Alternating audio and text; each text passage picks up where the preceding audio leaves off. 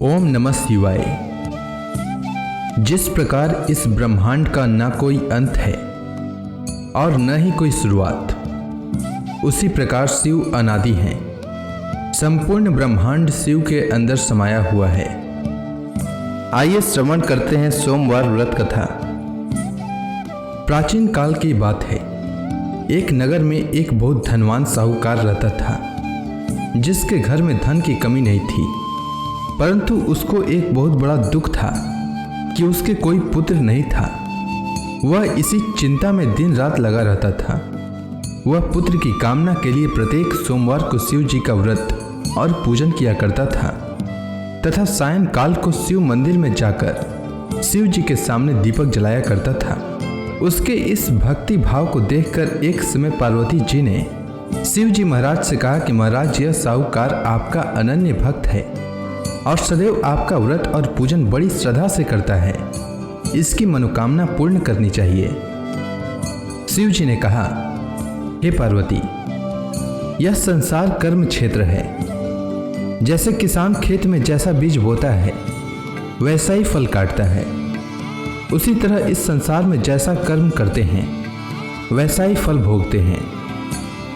पार्वती जी ने अत्यंत आग्रह से कहा, महाराज, जब यह आपका अनन्य भक्त है और इसको अगर किसी प्रकार का दुख है तो उसको अवश्य दूर करना चाहिए, क्योंकि आप सदैव अपने भक्तों पर दयालु होते हैं और उनके दुखों को दूर करते हैं। यदि आप ऐसा नहीं करेंगे तो मनुष्य आपकी सेवा तथा व्रत क्यों करेंगे।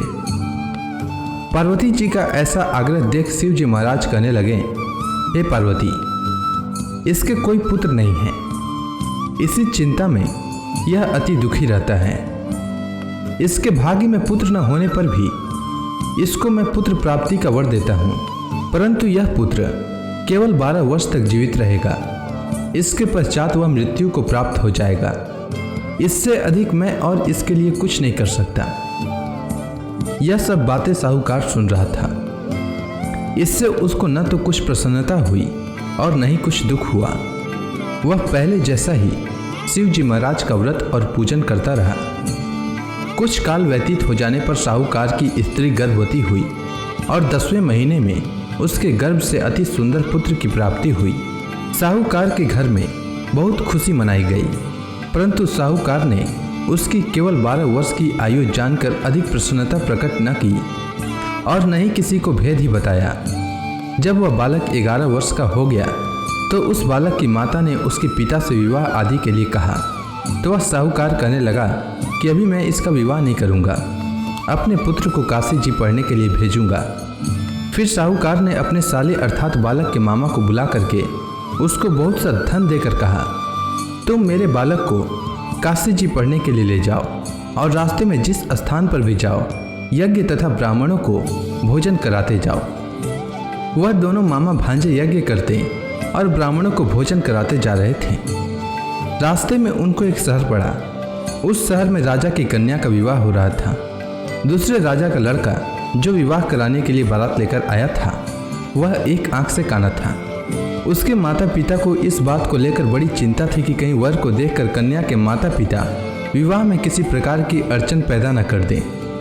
इस कारण जब उसने अति सुंदर सेठ के लड़के को देखा तो मन में विचार किया कि क्यों न दरवाजे के समय इस लड़के से वर का काम चलाया जाए। ऐसा विचार कर वर के पिता ने उस लड़के और मामा से बात की तो वे राजी हो गए। फिर उस लड़के को वर के कपड़े पहनाकर तथा घोड़ी पर चढ़ाकर दरवाजे पर ले गए और सब कार्य प्रसन्नता से पूर्ण हो गया। फिर वर के पिता ने सोचा कि यदि विवाह कार्य भी इसी लड़के से करा लिया जाए तो क्या बुराई है। ऐसा विचार कर लड़के और उसके मामा से कहा, यदि आप फेरों का काम और कन्यादान के काम को भी करा दें तो आपकी बड़ी कृपा होगी और मैं इसके बदले में आपको बहुत कुछ धन दूंगा। तो उन्होंने स्वीकार कर लिया और विवाह कार्य भी बहुत अच्छी तरह से संपन्न हो गया।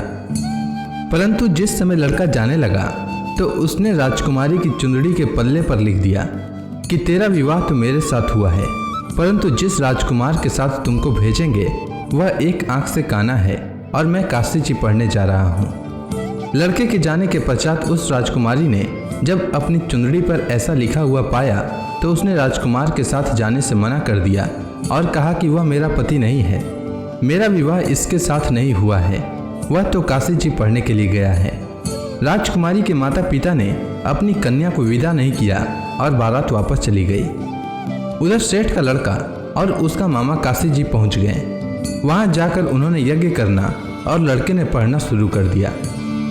जब लड़के की आयु 12 वर्ष की हो गई तो उस दिन उन्होंने यज्ञ रचा रखा था कि लड़के ने अपने मामा से कहा कि मामा जी आज मेरी तबीयत कुछ ठीक नहीं है।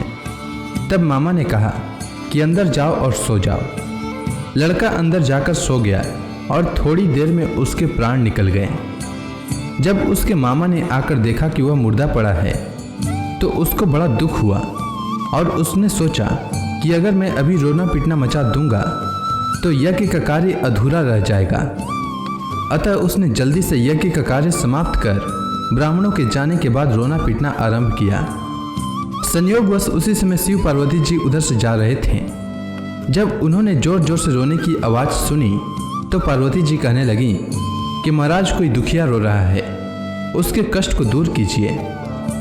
जब शिव पार्वती ने पास जाकर देखा तो वहाँ एक लड़का मुर्दा पड़ा था। पार्वती जी कहने लगी कि महाराज यह तो उसी सेठ का लड़का है जो आपके वरदान से हुआ था।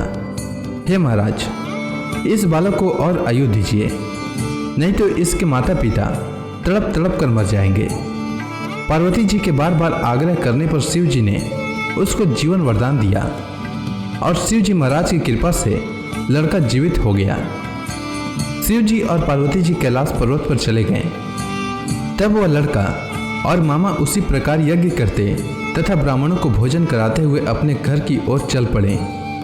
रास्ते में उसी शहर में आए जहां उसका विवाह हुआ था।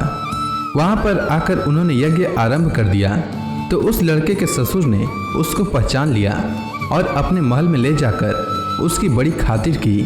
साथ ही बहुत से दास दासियों सहित आदरपूर्वक लड़की और जमाई को विदा किया। जब वह अपने शहर के निकट आए तो मामा ने कहा कि मैं पहले तुम्हारे घर जाकर खबर कर देता हूँ।